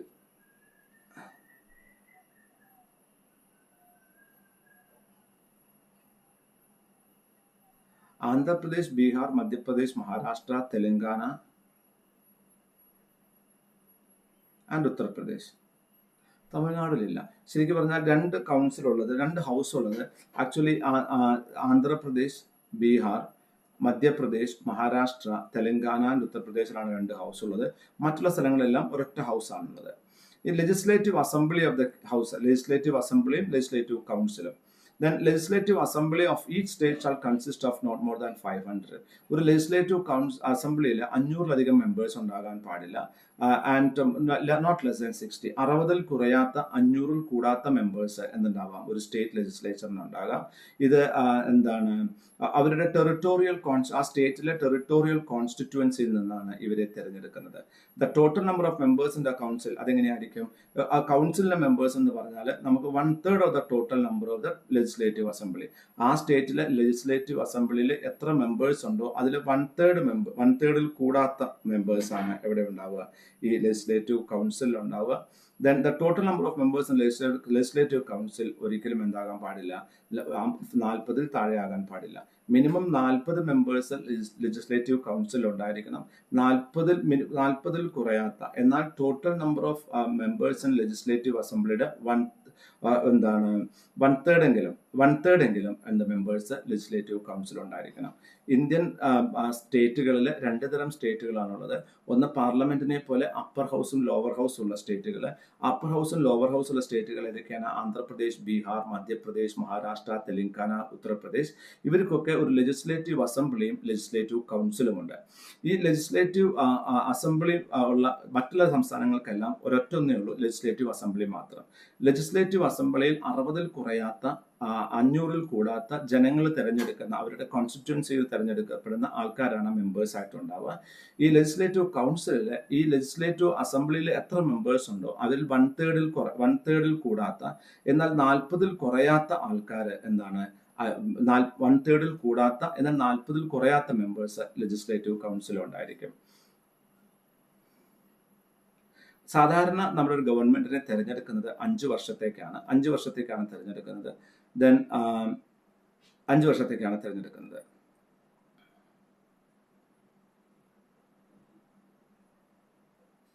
ദെൻ ഗവർണർ. ആരാണ് ഗവർണർ? ആർട്ടിക്കിൾ 213-ലാണ് ഗവർണറുടെ പവറിനെ കുറിച്ച് പറയുന്നത്. ഒരു സ്റ്റേറ്റിന്റെ അധികാരത്തിലെ ഹെഡ് ഓഫ് ദ സ്റ്റേറ്റ് എന്ന് പറയുന്നത് ഗവർണറാണ്. സോ ഗവർണറാണ് പ്രസിഡന്റിന്റെ റെപ്രസെന്റേറ്റീവ് ആയിട്ട് സംസ്ഥാന ഭരണത്തിൽ ഹെഡായിട്ടിരിക്കുന്നത്. നോർമലി ഒരു ഗവർണറാണ് ഒരു സ്റ്റേറ്റിനുണ്ടാവുക. ആൻഡ് ആവശ്യമാണെന്നുണ്ടെങ്കിൽ ഒന്നിലധികം സ്റ്റേറ്റുകൾക്ക് ഒരാളെ തന്നെ ഗവർണറായിട്ട് അപ്പോയിന്റ് ചെയ്യാൻ പറ്റും. അദ്ദേഹത്തെ അപ്പോയിന്റ് ചെയ്യുകയല്ല ചെയ്യുന്നത്, പ്രസിഡന്റ് ഇലക്ട് ചെയ്യുകയല്ല ചെയ്യുന്നത്. ഗവർണറെ ഇലക്ഷൻ വഴിയല്ല തിരഞ്ഞെടുക്കുന്നത്. ഗവർണറെ തിരഞ്ഞെടുക്കുന്നത് എങ്ങനെയാണ്? പ്രസിഡന്റ് അപ്പോയിന്റ് ചെയ്യുകയാണ് ചെയ്യുന്നത്. അപ്പോൾ പ്രസിഡന്റ് പറയുന്നത്രയും കാലം ഗവർണർക്ക് അവിടെ കണ്ടിന്യൂ ചെയ്യാവുന്നതാണ്. ഒരു സ്റ്റേറ്റിന്റെ എക്സിക്യൂട്ടീവ് പവറിന്റെ ഹെഡ് എന്ന് പറയുന്നത് ഗവർണറാണ്. ഗവർണർക്ക് എക്സിക്യൂട്ടീവ് പ്രസിഡന്റിനെ പോലെ തന്നെ എക്സിക്യൂട്ടീവ് പവർ ഉണ്ട്, ലെജിസ്ലേറ്റീവ് പവർ ഉണ്ട്, ജുഡീഷ്യൽ പവർ ഉണ്ട്.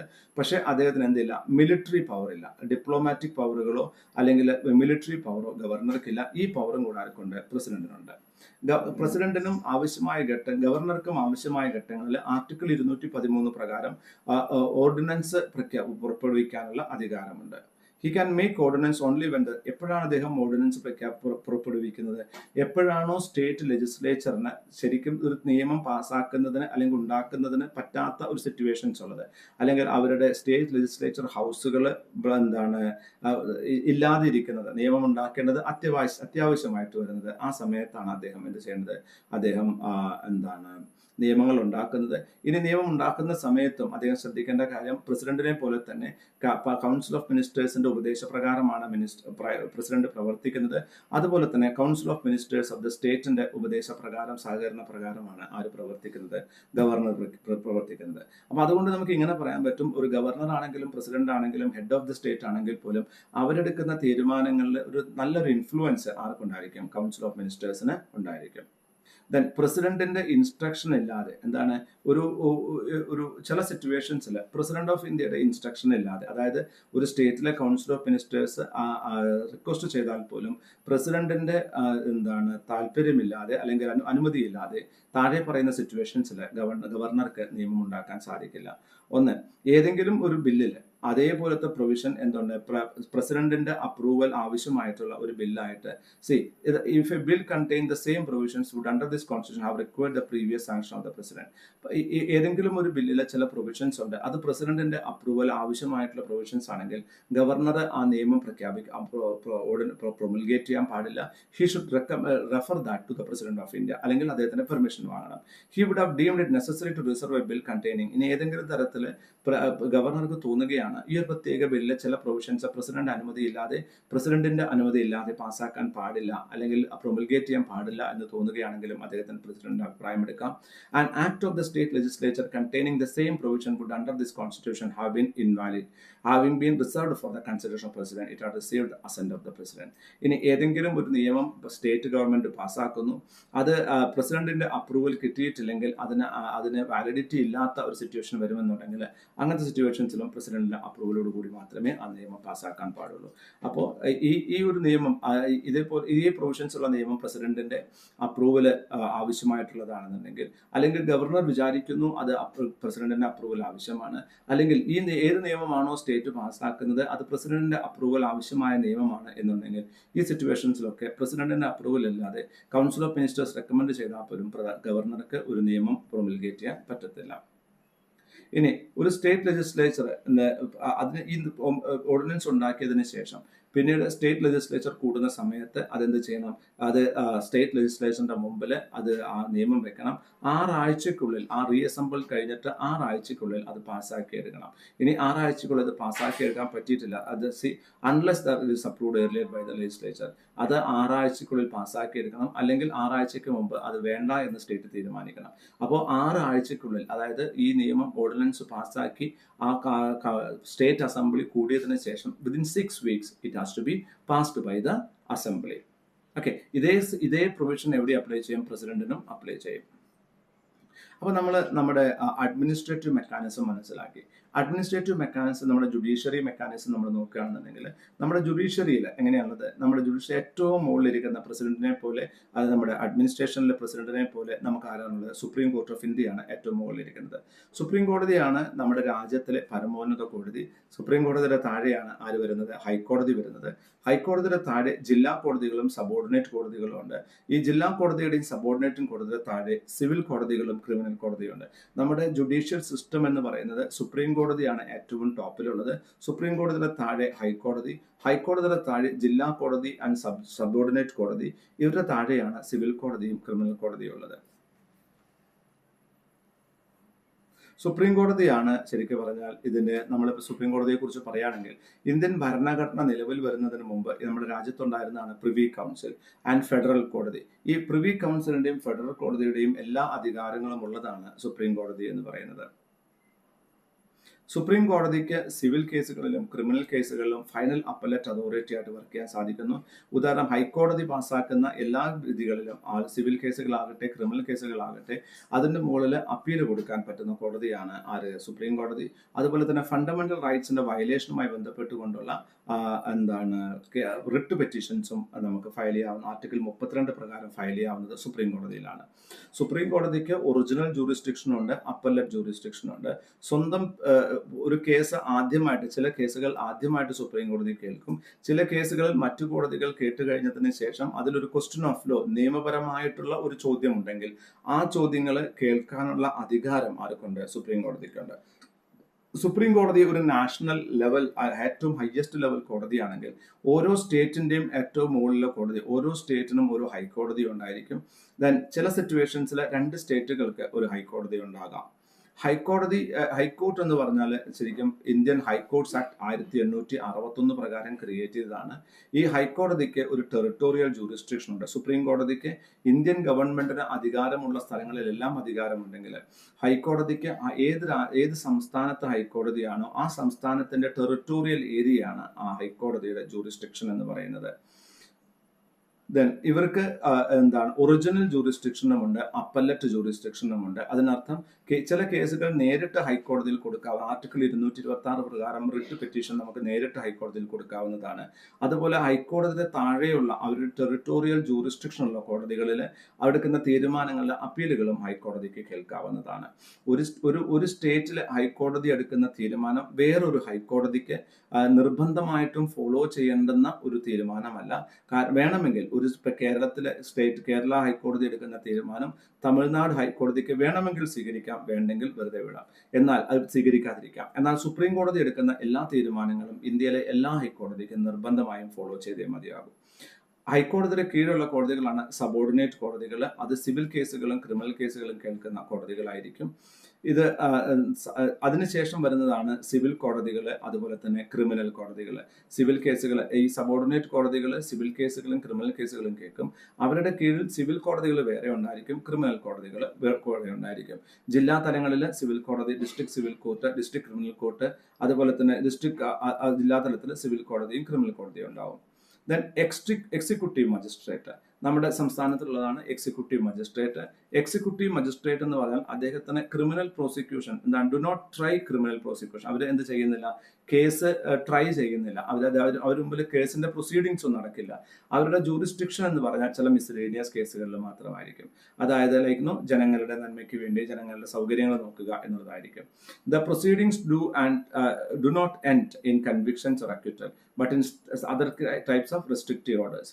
ഇവർ ആക്ച്വലി ആരെങ്കിലും ശിക്ഷിക്കുകയോ അല്ലെങ്കിൽ വെറുതെ വിടുകയോ ചെയ്യുകയല്ല ചെയ്യുന്നത്.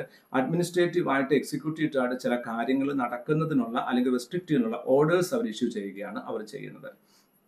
Then judicial magistrate. Judicial magistrate രണ്ട് തരത്തിലാണുള്ളത്, second class and first class judicial magistrate. Judicial magistrate court of session കോടതിയുടെ ജുഡീഷ്യൽ മജിസ്ട്രേറ്റ് സെഷൻസ് കോടതിയുടെ കൺട്രോളിലാണുള്ളത്. ഇത് ഇതും ഒരു ഒറിജിനൽ ജൂറിസ്ഡിക്ഷൻ ഉള്ള കോടതികളാണ്. ഈ മജിസ്ട്രേറ്റിന് എന്ത് ചെയ്യാം, the powers of the magistrate of the two classes vary according to their grade. അവർ ഏത് ഫസ്റ്റ് ക്ലാസ് മജിസ്ട്രേറ്റ് ആണോ സെക്കൻഡ് ക്ലാസ് ജുഡീഷ്യൽ മജിസ്ട്രേറ്റ് ആണോ അനുസരിച്ചുകൊണ്ട് അവർ അധികാരങ്ങളും ചെറിയ മാറ്റങ്ങൾ ഉണ്ടായിരിക്കും. ഇവർക്ക് എല്ലാത്തരം ഒഫൻസുകളും അവർക്ക് ട്രൈ ചെയ്യാൻ സാധിക്കും. പക്ഷേ അവർക്ക് മരണശിക്ഷ അവർക്ക് എല്ലാ ശിക്ഷകളും അവർക്ക് വിധിക്കാം. അഥവാ അവർ ഡെത്ത് സെന്റൻസ് വിധിക്കുകയാണെന്നുണ്ടെങ്കിൽ അത് ഹൈക്കോടതിയുടെ അപ്രൂവൽ കിട്ടിയാൽ മാത്രമേ അത് ഇംപ്ലിമെന്റ് ചെയ്യാൻ പറ്റത്തുള്ളൂ. അപ്പോൾ ഇന്ത്യൻ ഭരണഘടനാ പ്രകാരം, ഇന്ത്യൻ നിയമപ്രകാരം എന്തെല്ലാം കേസുകളിൽ വിധികളാണോ ഒരു കോടതിക്ക് വിധിക്കാൻ പറ്റുന്നത്, ഇതെല്ലാം ഒരു സെഷൻ കോടതിക്ക് അല്ലെങ്കിൽ first class judicial magistrate, second class judicial മജിസ്ട്രേറ്റിന് വിധിക്കാവുന്നതാണ്. പക്ഷേ അത് വധശിക്ഷയാണെന്നുണ്ടെങ്കിൽ, ക്യാപിറ്റൽ പണിഷ്മെന്റ് ആണെങ്കിൽ അതിന് ആരുടെ കൺഫർമേഷൻ വേണം? ഹൈക്കോടതിയുടെ കൺഫർമേഷൻ വേണം. Then special tribunals. എന്താണ് സ്പെഷ്യൽ ട്രിബ്യൂണൽസ് എന്ന് പറഞ്ഞാൽ? ട്രിബ്യൂണൽ എന്ന് പറയുമ്പോൾ നമ്മൾ കോടതികൾ പലപ്പോഴും ധാരാളം സമയമെടുക്കുന്ന ഒരു തീരുമാനമെടുക്കാൻ. നമുക്കറിയാം, ഇന്ത്യയിൽ പല സമയത്തും നമ്മൾ കേട്ടിട്ടുണ്ട് സിവിൽ കേസുകൾ തീരുമാനമാകാൻ 20 വർഷം എടുത്തു, 15 വർഷം എടുത്തു, അല്ലെ? അപ്പോൾ അത് പലപ്പോഴും ധാരാളം കേസുകൾ കെട്ടിക്കിടക്കുന്നു, പലതരം കേസുകൾ ഒരു കോടതിയിലേക്ക് വരുന്നു. അതിൽ ഈ കേസുകളെല്ലാം പല വർഷങ്ങളോളം കെട്ടിക്കിടക്കുന്നു. അതുകൊണ്ട് തന്നെ അതിന്റെ തീരുമാനം എടുത്തത് കൊണ്ടോ എടുക്കാതിരുന്നുകൊണ്ടോ ഒരു ഗുണവുമില്ലാത്ത ചില സിറ്റുവേഷൻസ് ക്രിയേറ്റ് ചെയ്യപ്പെട്ടേക്കാം. എന്നാൽ ഈ കമേഴ്ഷ്യൽ നിയമങ്ങൾ, ബിസിനസ് നിയമങ്ങളിൽ ഇങ്ങനെ ഒരു അവസ്ഥ ഉണ്ടാകുന്നത്, അല്ലെങ്കിൽ ചില പ്രത്യേക സാഹചര്യങ്ങളിൽ ചില നിയമങ്ങളിൽ ഇങ്ങനെയുള്ള ഒരു ഡിലേ ഉണ്ടാകുന്നത് അത് ഭയങ്കര ബുദ്ധിമുട്ടുണ്ടാക്കിയേക്കാം. ഉദാഹരണം നമ്മൾ പറയുകയാണെങ്കിൽ ഈ മാരേജ് ഡൈവോഴ്സ് കേസുകൾ, മോട്ടോർ വെഹിക്കിൾ ആക്സിഡന്റ് കേസുകൾ, കമ്പനി ലോയുമായി ബന്ധപ്പെട്ട കേസുകൾ, ഇൻകം ടാക്സുമായി ബന്ധപ്പെട്ട കേസുകൾ, GSTയുമായി ബന്ധപ്പെട്ട കേസുകൾ, കോമ്പറ്റീഷൻ ആക്ടുമായി ബന്ധപ്പെട്ട കേസുകൾ, ഇവിടെയൊക്കെ അനാവശ്യ ഡിലേ ഉണ്ടാകുന്ന സമയത്ത് എന്തുണ്ടാകുന്നു, അതിൽ ഇൻവോൾവ് ചെയ്ത പാർട്ടികൾക്ക് ഒരിക്കലും റിപ്പയർ ചെയ്യാൻ പറ്റാത്ത ബുദ്ധിമുട്ടുകൾ ഉണ്ടാകാൻ സാധ്യതയുണ്ട്. അങ്ങനത്തെ സിറ്റുവേഷൻസിലാണ് നമുക്ക് ട്രിബ്യൂണൽ ആവശ്യമായിട്ട് വരുന്നത്. ട്രിബ്യൂണൽ എന്ന് പറഞ്ഞാൽ ഇത് കോടതികളല്ല, ഇതൊരു ക്വാസി ജുഡീഷ്യൽ അതോറിറ്റികളാണ്. ഇത് ആ ഒരു പെർട്ടിക്കുലർ നിയമത്തിൽ പറഞ്ഞിരിക്കുന്ന കാര്യങ്ങൾ അല്ലെങ്കിൽ അതിന്റെ പ്രൊവിഷൻസ് മാത്രം കേൾക്കുകയും അതിനെക്കുറിച്ച് തീരുമാനമെടുക്കുകയും ചെയ്യുന്നു. ഇതൊരു കോടതിയാണോ എന്ന് ചോദിച്ചാൽ ഇതൊരു കോടതിയല്ല. എന്നാൽ ഒരു കോടതിയെ പോലെ തന്നെ ഈ നിയമങ്ങളിൽ പറഞ്ഞിരിക്കുന്ന കാര്യങ്ങളിൽ ഉത്തരം പറയുകയാണ് ട്രിബ്യൂണൽ ചെയ്യുന്നത്. ഈ ട്രിബ്യൂണലിൽ പറയുന്ന തീരുമാനങ്ങളെ നമുക്ക് കോടതികളിൽ എന്ത് ചെയ്യാൻ പറ്റും? അത് ഹയർ കോടതികളിൽ നമുക്ക് ചോദ്യം ചെയ്യാൻ പറ്റും. Writ jurisdiction. Article 226, article 32. Article 32ലാണ് സുപ്രീം കോടതിയുടെ റിട്ട് ജൂറിസ്ഡിക്ഷനെ കുറിച്ച് പറയുന്നതെങ്കിൽ ആർട്ടിക്കിൾ 226 ഹൈക്കോടതിയുടെ റിട്ട് ജൂറിസ്ഡിക്ഷനെ കുറിച്ച് പറയുന്നു. ഒരു കാര്യം ഇവിടെ പറയാതെ വയ്യ. ആർട്ടിക്കിൾ 32 പ്രകാരം സുപ്രീം കോടതിയുടെ റിട്ട് ജൂറിസ്ഡിക്ഷൻ എന്ന് പറയുന്നത് ഫണ്ടമെന്റൽ റൈറ്റിന്റെ മുകളിലും മാത്രമാണ്. അതായത് നമ്മുടെ ഇന്ത്യൻ ഭരണഘടനയിൽ സുപ്രീം കോടതിയെക്കാട്ടിലും കൂടുതൽ അധികാരം ഹൈക്കോടതിക്കുള്ള ഒരു സിറ്റുവേഷനാണ് ഈ പറയുന്നത്. ഫണ്ടമെന്റൽ റൈറ്റ്സിന്റെ വയലേഷനെതിരെയായിട്ടുള്ള റിട്ട് പെറ്റീഷൻ കേൾക്കാനുള്ള അധികാരം സുപ്രീം കോടതിക്കുണ്ട്. എന്നാൽ ഇതേ അധികാരം ആർട്ടിക്കിൾ 226 പ്രകാരം ഹൈക്കോടതിക്കുണ്ട്. ഹൈക്കോടതിയുടെ റിട്ട് ജൂറിസ്ഡിക്ഷൻ ഫണ്ടമെന്റൽ റൈറ്റ്സിനെതിരെ മാത്രമല്ല, അതല്ലാതെ മറ്റു നിയമങ്ങളിലെ പ്രൊവിഷൻസിനെതിരെയുള്ള വയലേഷൻസിനും നമുക്ക് എവിടെ കേസ് ഫയൽ ചെയ്യാം? ഹൈക്കോടതിയിൽ ഫയൽ ചെയ്യാം. അതുകൊണ്ട് തന്നെ പാർലമെന്റിന്റെ ഫണ്ടമെന്റൽ റൈറ്റ്സ് മുകളിലുള്ള ആർട്ടിക്കിൾ 32 തന്നെ നിങ്ങളുടെ ഫണ്ടമെന്റൽ റൈറ്റ് ആണ്. So you can directly go to the supreme court. But if you feel that actually you want to go to the High Court, you can go to High Court and later you can go to Supreme Court. It's all up to you to decide. Then റിട്ടുകൾ ഏതൊക്കെയാണ്? നമുക്ക് ഓരോ റിട്ടുകളും ഒന്ന് ബ്രീഫായിട്ട് മനസ്സിലാക്കാം. ഒരു writ petition എന്ന് പറഞ്ഞാൽ habeas corpus ആണ്. അതായത് ഒരാളുടെ വ്യക്തി സ്വാതന്ത്ര്യത്തെ ഹനിക്കുന്ന സമയത്താണ് നമ്മൾ ഇത് ഉപയോഗിക്കുന്നത്, ഹേബിയസ് കോർപ്പസ് ഉപയോഗിക്കുന്നത്. ഉപയോഗിക്കുന്നത്. ഹേബിയസ് കോർപ്പസ് എന്ന് പറയുന്നത് എപ്പോഴാണോ ഒരാളെ അയാളുടെ അനുമതിയില്ലാതെ അനുവാദമില്ലാതെ വേറൊരാൾ പിടിച്ചു വെച്ചിരിക്കുന്നു അല്ലെങ്കിൽ കാണാനില്ല എന്ന സിറ്റുവേഷൻസിലാണ്, അയാളെ കൺഫൈൻ ചെയ്തിരിക്കുന്ന സിറ്റുവേഷൻസിലാണ് ആർട്ടിക്കിൾ 32 പ്രകാരം സുപ്രീം കോടതിയിലേക്കോ ആർട്ടിക്കിൾ 226 പ്രകാരം ഹൈക്കോടതിയിലേക്കോ ഹേബിയസ് കോർപ്പസ് ഹർജിയുമായിട്ട് പോകുന്നത്. അപ്പോൾ അവിടെ എന്താ ഉണ്ടാവുക, കോടതി ഹേബിയസ് കോർപ്പസ് ഹർജി കൊടുത്തു കഴിഞ്ഞാൽ ഈ ഈ ആർക്കെതിരെ കോടതി ആർക്കെതിരെയാണോ ഈ അക്യൂസേഷൻ ഉള്ളത് അയാളെ കൊണ്ട് ഈ ഒളിപ്പിച്ചു വെച്ചിരിക്കുന്ന ആളെ കോടതിയിൽ മുമ്പ് ഹാജരാക്കാൻ വേണ്ടി പറയും. ഇനി അഥവാ ആരെങ്കിലും അങ്ങനെ ഒരു ഓർഡർ വന്നതിന് ശേഷവും അത് പാലിക്കാൻ പരാജയപ്പെടുകയാണെങ്കിൽ കണ്ടംപ്റ്റ് ഓഫ് കോർട്ടിന് ശിക്ഷിക്കപ്പെടും. മാൻഡമസ് എന്ന് പറഞ്ഞാൽ കമാൻഡ് എന്നാണ് അർത്ഥം. അതായത് ഏതെങ്കിലും ഒരു വ്യക്തി അല്ലെങ്കിൽ ഒരു കോർപ്പറേഷൻ, ഇൻഫീരിയർ കോടതി അല്ലെങ്കിൽ ഗവൺമെന്റ് അവരൊരു പെർട്ടിക്കുലർ തിങ് അവർ ചെയ്യാൻ ബാധ്യസ്ഥരാണ്, അവരത് ചെയ്യുന്നില്ല എന്ന് കരുതുക.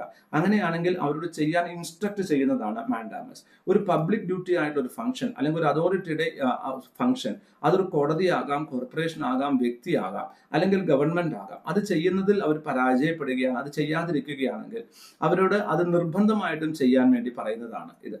അതായത് എപ്പോഴാണോ ഒരു ഇൻഫീരിയർ കോടതി അവർക്കുള്ള അധികാരം അവർ ഉപയോഗിക്കാതിരിക്കുന്നത് ആ സമയത്താണ് നമ്മൾ എന്ത് ചെയ്യുന്നത്, അവരോട് റിട്ട് ഓഫ് കമാൻഡ്, അതായത് മാൻഡമസ് എന്നുള്ള റിട്ട് പോകുന്നത്. ഇത് രണ്ടും നമുക്ക് എവിടേക്ക് പോകാൻ പറ്റും, നമുക്ക് സുപ്രീം കോടതിയിലേക്കോ ഹൈക്കോടതിയിലേക്കോ പോകാൻ പറ്റും. ഇനി റിട്ട് ഓഫ് ഈ റിട്ട് പെറ്റീഷൻ പലപ്പോഴും എന്താ ഉണ്ടാവുക, mandamus can be issued against any public authority. It commands an activity. നിങ്ങൾ ചെയ്യേണ്ടുന്ന പ്രവൃത്തി നിങ്ങൾ ചെയ്തിട്ടില്ലെങ്കിൽ നിങ്ങളോട് ചെയ്യാൻ പറയുന്നതാണ്. എന്താണ് പ്രൊഹിബിഷൻ എന്ന് പറയുന്നത്? പ്രൊഹിബിഷൻ എന്ന് പറഞ്ഞാൽ ഒരു ഇൻഫീരിയർ കോടതി അവർക്കില്ലാത്ത അധികാരങ്ങൾ, വേറെ ഒരു കോടതിയുടെ അധികാരങ്ങൾ എടുത്തുകൊണ്ട് അതിലേക്ക് നുഴഞ്ഞു കയറിക്കൊണ്ട് അവർക്കുള്ള അധികാരം പോലെ പ്രവർത്തിക്കുകയാണ്. അതായത് നിങ്ങൾക്ക് അധികാരമില്ലാത്ത കാര്യത്തെക്കുറിച്ച് നിങ്ങൾ തീരുമാനമെടുക്കാൻ ശ്രമിക്കുകയാണെന്നുണ്ടെങ്കിൽ നിങ്ങൾക്ക് അവിടെ നിർത്താനും, നിങ്ങൾ പ്രൊഹിബിറ്റ് ചെയ്യാൻ, don't do that, stop there and give the case to the right authority എന്ന് പറയുന്നതാണ് എന്താ പ്രൊഹിബിഷൻ.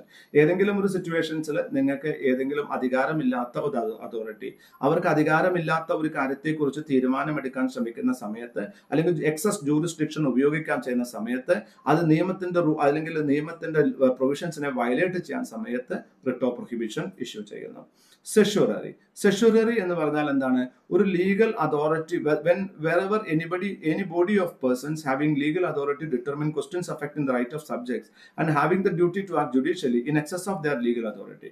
അതായത് ശരിക്കും പറഞ്ഞാൽ അവർക്ക് ഇല്ലാത്ത, വിത്തൗട്ട് ഓർ ഇൻ എക്സസ്, അവർക്ക് ഇല്ലാത്ത അധികാരം ഉപയോഗിക്കുന്നു അല്ലെങ്കിൽ എക്സസ് ജൂറിസ്ഡിക്ഷൻ ഉപയോഗിക്കുന്നു. എനി ബോഡി ഓഫ് പേഴ്സൺ, ഏതെങ്കിലും ഒരു ബോഡി ഓഫ് പേഴ്സൺ. നമ്മൾ പ്രൊഹിബിഷൻ എന്ന് പറയുമ്പോൾ എന്താണ്, ഒരു ഇൻഫീരിയർ കോടതി, ഒരു മുകളിലൊരു കോടതിയുടെ, അതാണ് കോടതികൾക്കാണ് പ്രൊഹിബിഷൻ എങ്കിൽ, സെഷ്വററി എന്ന് പറയുന്നത് എന്താണ്, ഒരു പബ്ലിക് അതോറിറ്റി അവർക്കില്ലാത്ത അവകാശങ്ങൾ ഉപയോഗിക്കുകയാണെന്നുണ്ടെങ്കിൽ ഒരു ഹൈക്കോടതിക്കും സുപ്രീം കോടതിക്കും റിട്ട് ഓഫ് സെഷ്വററി ഇഷ്യൂ ചെയ്യാവുന്നതാണ്. ഉദ്ദേശം എന്ന് പറയുന്നത് എന്താണ്, അവർ പ്രൊഹിബിഷൻ ഒരു ഏർലിയർ സ്റ്റേജിൽ കിട്ടുകയാണെന്നുണ്ടെങ്കിൽ ഈ കുറച്ചും കൂടി, അതായത് ഒരു കോടതി ഉസർപ്പ് ചെയ്യാൻ ശ്രമിക്കുമ്പോഴാണ് പ്രൊഹിബിഷൻ ഉണ്ടാകുന്നതെങ്കിൽ സെഷ്വററി ഒരു സിമിലർ ഗ്രൗണ്ടിൽ എങ്ങനെയാണ് ലേറ്റർ സ്റ്റേജിലാണ് ഇഷ്യൂ ചെയ്യുന്നത്. ഒരാൾ ഉസർപ്പ് ചെയ്തു എന്നുള്ളതാണ്, അയാൾക്ക് അധികാരമില്ലാതെ.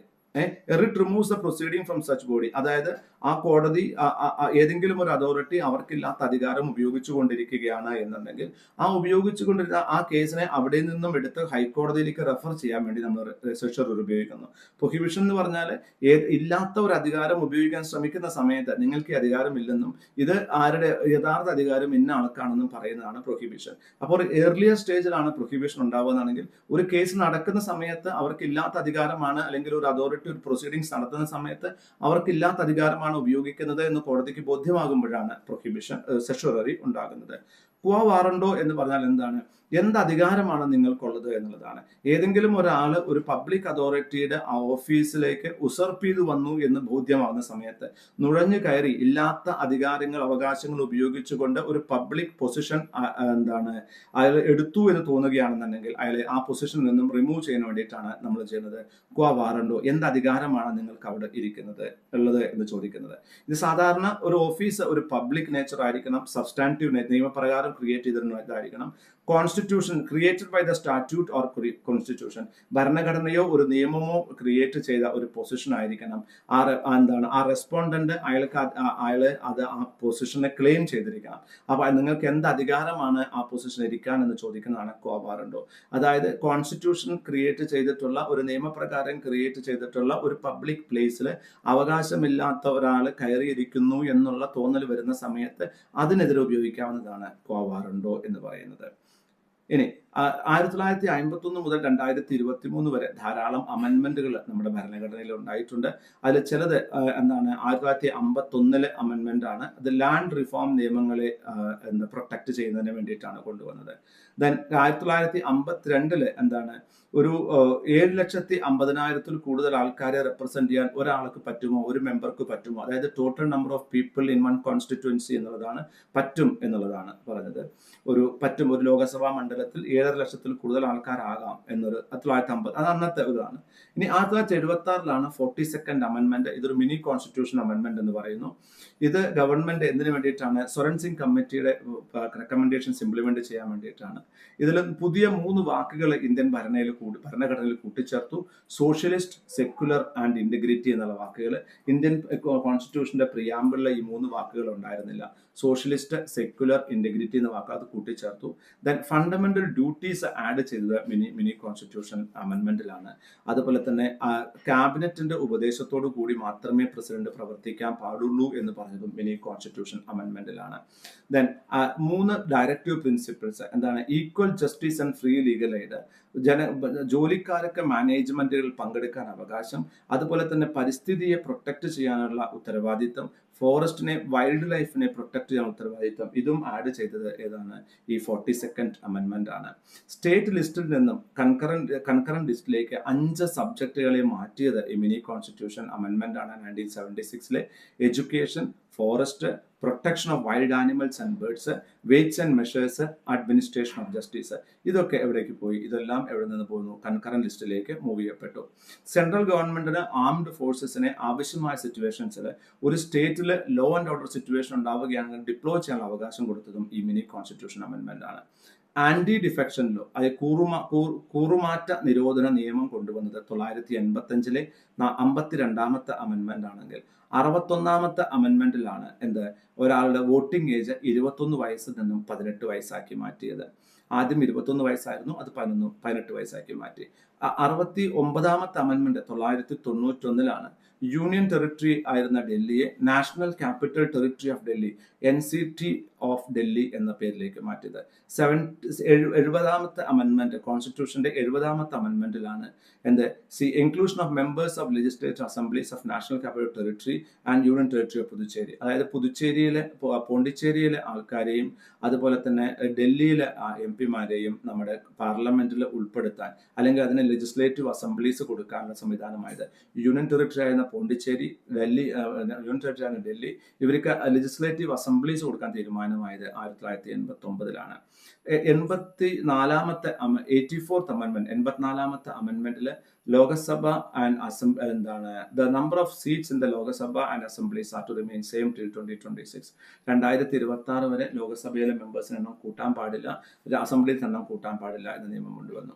ദെൻ 86ാമത്തെ അമെൻമെന്റ്, 86th അമെൻമെന്റ് made elementary education ഒരു ഫണ്ടമെന്റൽ റൈറ്റ് ആക്കി മാറ്റി. അതുപോലെ തന്നെ ഈ ഡയറക്റ്റീവ് പ്രിൻസിപ്പിൾസിൽ ആർട്ടിക്കിൾ 45 മാറ്റം വന്നു.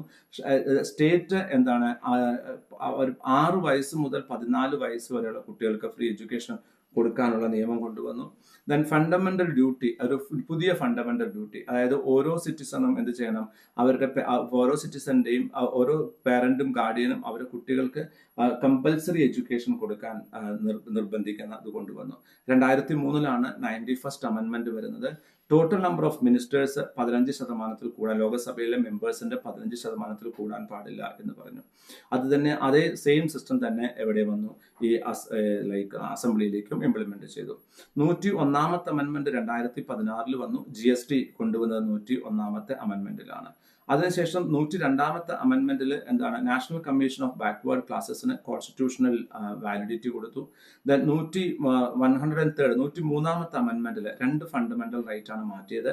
അതായത് 15ഉം 16ഉം. അതായത് ഇക്കണോമിക്കലി വീക്കർ സെക്ഷൻ ആൾക്കാർക്ക്, സാമ്പത്തികമായി പിന്നോക്കം നിൽക്കുന്ന ആൾക്കാർക്ക് 10% റിസർവേഷൻ ഗവൺമെന്റ് ജോബുകളിലും കോളേജ് സീറ്റുകളിലും കൊടുക്കാൻ തീരുമാനമായി. 105ാമത്തെ അമെൻമെന്റ് 2021 വന്നത്. ഇതിൽ national commission of backward ക്ലാസസിന് constitution അമെൻമെന്റ് ആണത്. ഇതിൽ അമെൻമെന്റ് ആണ്. ദെൻ കോൺസ്റ്റിറ്റ്യൂഷൻ 106th അമെൻമെന്റ് 2023 വന്നു. ഈ അമെൻമെന്റ് പ്രകാരം എന്തുണ്ടായി, സ്ത്രീകൾക്ക് എന്താണ് നാഷണൽ ക്യാപിറ്റൽ ടെറിട്ടറി ഓഫ് ഡൽഹിയിൽ എന്താണ് ലെജിസ്ലേച്ചറിൽ റിസർവേഷൻ കൊണ്ടുവന്നു. ആർട്ടിക്കിൾ 330A കൊണ്ടുവന്നു. ഹൗസ് ഓഫ് പീപ്പിളിൽ സ്ത്രീകളുടെ റിസർവേഷൻ ഉറപ്പുവരുത്തി. അപ്പൊ ഇത്രയും കാര്യങ്ങളാണ് ഇന്ത്യൻ കോൺസ്റ്റിറ്റ്യൂഷനിൽ നമ്മൾ കാണുന്നത്. ഇന്ത്യൻ കോൺസ്റ്റിറ്റ്യൂഷൻ നമ്മളോട് അവസാനിപ്പിക്കുകയാണ്. ഒരു കാര്യം നമ്മൾ മനസ്സിലാക്കേണ്ടത്, ഈ ചാപ്റ്റർ കഴിഞ്ഞു കഴിഞ്ഞാൽ www.arthacs.in നമ്മുടെ ധാരാളം MCQs നമ്മൾ പോസ്റ്റ് ചെയ്തിട്ടുണ്ട്. ആ MCQs വർക്ക് ചെയ്ത് നോക്കാം. നമ്മുടെ ടെലഗ്രാം ചാനൽ ജോയിൻ ചെയ്യാം. കാരണം ക്ലാസ് കേട്ടത് കൊണ്ടോ ക്ലാസ് കണ്ടത് കൊണ്ടോ പുസ്തകം വായിച്ചത് കൊണ്ടോ നിങ്ങൾക്ക് MCQs വർക്ക് ചെയ്യാൻ പറ്റണമെന്നില്ല. നിങ്ങൾ MCQs വർക്ക് ചെയ്യണമെന്നെങ്കിൽ നിങ്ങൾക്ക് എന്ത് വേണം? You should know how to എന്തൊക്കെ ചോദ്യങ്ങളാണ് ചോദിക്കാൻ സാധ്യതയുള്ളത്, എന്തുകൊണ്ടാണ് എൻ്റെ ഉത്തരം തെറ്റായത് എന്ന് മനസ്സിലാക്കാൻ നിങ്ങളെ കൊണ്ട് സാധിക്കണം. So here we comes to the end of legal aptitude lesson 1. So അടുത്ത ഒരു ചാപ്റ്ററുമായിട്ട് നമുക്ക് അടുത്തൊരു ക്ലാസ്സിൽ കാണാം. Till then, this is Rajiv. Thank you.